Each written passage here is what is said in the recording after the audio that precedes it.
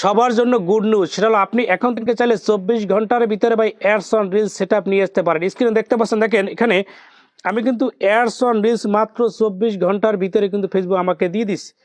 এখন আপনাদেরকে বলতে পারেন যেটা কীভাবে আনলেন ভাই, এই গোপন ট্রিক্সটা ভাই আপনাদেরকে শেয়ার করে দিব। আজকে ভিডিওটা পুরোটা দেখবেন।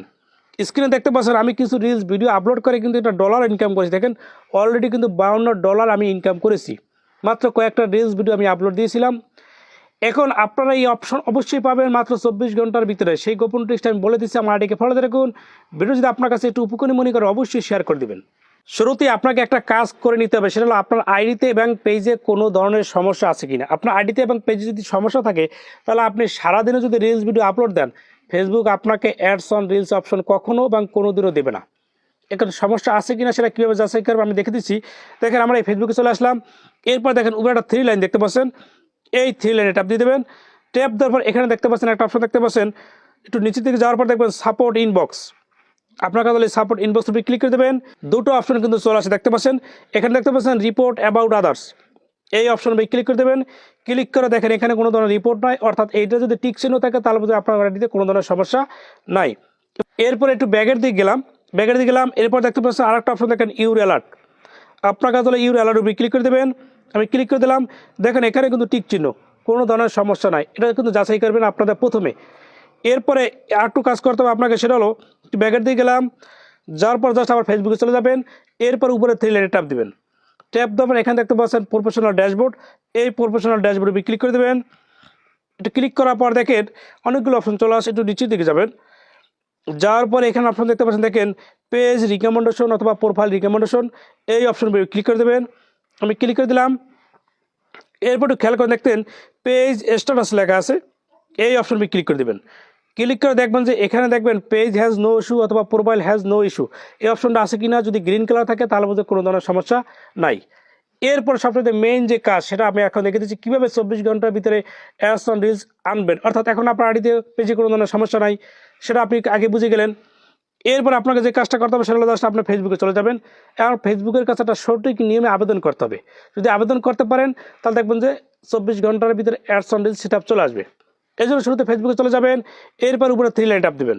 ট্যাপ দেওয়ার পরে এখান থেকে নিচের দিকে যাবেন। যাওয়ার পরে একটু অপশন দেখতে পাবেন, দেখেন ক্রিয়েটর সাপোর্ট, এই ক্রিয়েটর সাপোর্ট উপরে ক্লিক করে দেবেন। ক্লিক করার পর দেখেন অনেকগুলো অপশন চলে আসে। এখানে একটা অপশন দেখতে পাবেন, দেখেন মনিটাইজেশন। আপনার কাজ হলো এই যে মনিটাইজেশন অপশনে ক্লিক করে দেবেন। ক্লিক করার পর দেখেন অনেকগুলো অপশন চলে আসে।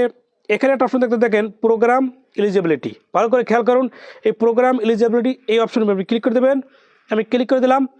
ক্লিক করে দেখেন অনেকগুলো অপশন চলে আসে।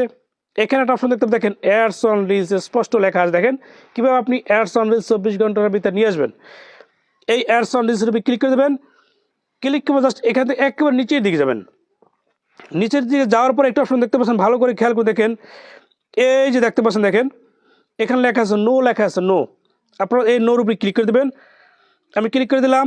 ক্লিক করে দেখেন অনেকগুলো অপশন চলে আসে। এখান থেকে আপনারা এই যে আদার্স দেখতে পাচ্ছেন, এই আদার অপশনে ক্লিক করে দেবেন। এটাকে আপনি সিলেক্ট করে দেবেন।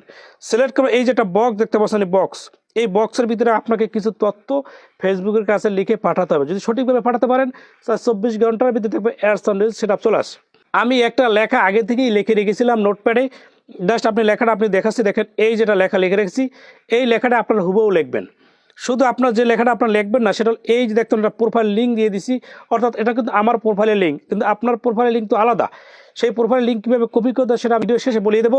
জাস্ট এরপর দেখতে পাচ্ছেন এই যে লেখাটা লিখে দিচ্ছি, এই লেখাটা আপনারা কপি করবেন। এটা আমার ফার্স্ট কমেন্ট বক্সে থাকবে, সেখান থেকে আপনার কপি করে জাস্ট কিন্তু ফেসবুকে আবেদন করবেন। এই জাস্ট এই লেখাটাকে আমি কপি করলাম।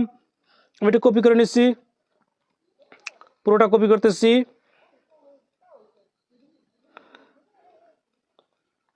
পুরোটা কপি করলাম, করার পরে এরপর দেখতে পাচ্ছেন এখানে দেখতেন কপি লেখা আছে, কপির উপরে ক্লিক করে দিলাম।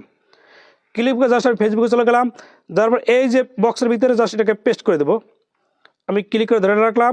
ধরার পর জাস্ট এই পেস্ট অপশনে ক্লিক করে দেখ ওই যে লেখাটা পুরোটা কিন্তু চলে আসে। কিন্তু আপনাকে যে কাজ সেটা এই যে প্রোফাইল যে লিঙ্ক, এটা আপনারা কিন্তু হুবহু এখান থেকে দেবেন না, তো এটা কিন্তু আপনার প্রোফাইলে লিঙ্ক দিতে হবে ভাই। এই প্রোফাইল লিঙ্ক কোথা থেকে নিয়ে আসতে সেটা একেবারে ভিডিও শেষে আমি বলে দেবো। লেখার পরে এরপর আপনাকে যে কাজটা করতে হবে সেটা দেখতে পাচ্ছেন নিচে এই যে সাবমিট দেখতে পাচ্ছেন, এই সাবমিট অপশনে ক্লিক করে দেবেন। আমি এখান থেকে ক্লিক করে দিলাম। ক্লিক করাবার সাথে সাথে এটা কিন্তু ফেসবুকের কাছে ভাই চলে গেছে। কারণ ফেসবুক এটাকে রিভিউ করে দেখবে আপনার আইডিতে কোনো ধরনের সমস্যা নাই, আপনি রিলস ভিডিও আপলোড দিচ্ছেন, ভাইরাল হচ্ছে, বাট কিন্তু আপনাকে অ্যাডস অন রিলস দেখবেন 24 ঘন্টার ভিতরে দিয়ে দেবে। এখন আপনাদেরকে বলি কীভাবে প্রোফাইলে লিঙ্ক কপি করবেন। এখন হলো কীভাবে প্রোফাইলে লিঙ্ক কপি করবেন সেটা আমি শেষে বলে দিচ্ছি। দেখেন প্রোফাইলের উপরে ক্লিক করে দিলাম, ফেসবুকে চলে গেলাম, যাওয়ার পর এই যে 3 ডট আপনি ক্লিক করে দেবেন, এই যে 3 ডট আমি ক্লিক করে দিলাম। ক্লিক করার পর জাস্ট এই যে নিচে দেখতে পাচ্ছেন দেখেন পেজ লিঙ্ক অথবা প্রোফাইল লিঙ্ক, আপনি যদি প্রোফাইলে আবেদন করেন প্রোফাইল লিঙ্ক পেজের জন্য এই যে কপি লিঙ্ক দেখতে পাচ্ছেন, এই কপি লিঙ্কের উপর আপনি ক্লিক করে দেবেন। লেখার ভিতরে কিন্তু আপনার পেজে অথবা কিন্তু আইডির লিঙ্কটা কপি করে জাস্ট বসিয়ে দেবেন।